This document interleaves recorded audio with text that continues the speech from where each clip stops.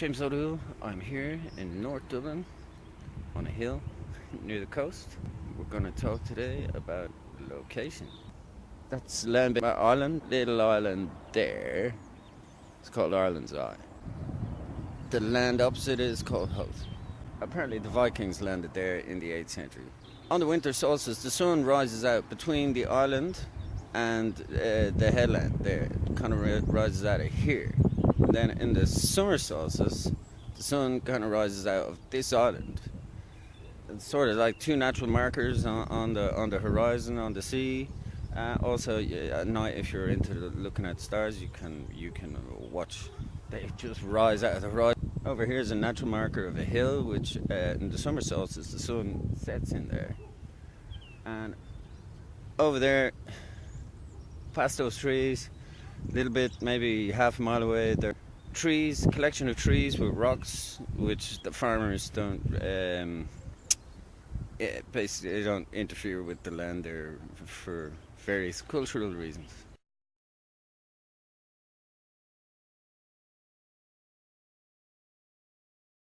This hill is called Paddy's Hill.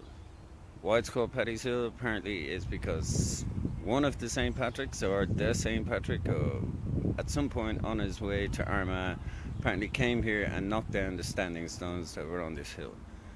There are some knocked over, a few standing stones over there. I've taken photographs of them, and maybe I'll edit them into the video. It's just I don't want to be walking around getting a shaky video scenario. And if you're here at night, like really late at night, whether it's a full moon or it's just a very strange place. There's a tree line there. You wouldn't really notice that there's a load of houses behind it, but at night it's really quite dark, and you get a really good view of the stars when it's not misty. So I thought I would come here and make a short video explaining the location. I come here and I sort of absorb the energy of it and then make a painting based on that. So it's not really a painting of a place, it's a painting of being in a place at a time. So that's where location comes in. The sun and the moon travel across that way.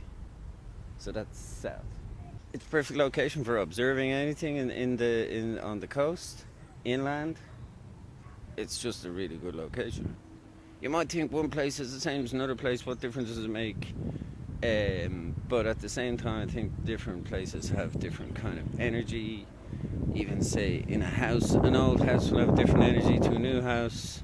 And this old hill, if there was people living down here 4,000 years ago, then you know the location has a history with people.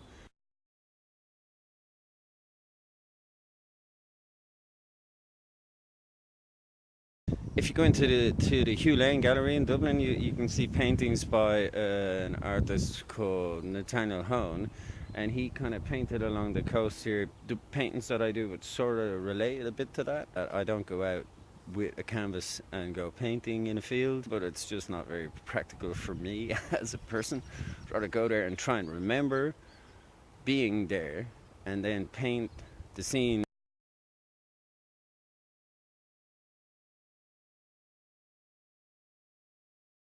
Every creative action endeavor has a certain amount of connecting with your creative self, the great energy around you, and trying to absorb this kind of landscape kind of adds, I think, an energy to that. But when it's really cold on a winter's night, you really couldn't stand here for very long. Maybe 5 minutes you could stand on the top of this hill because it's just freezing the wind, and you're right at the coast and it is just cold. Get right into your bones, into your fingers, and it just wouldn't be a very constructive approach to making a painting. As a thing I can refer to here, I do make photographs. It's not about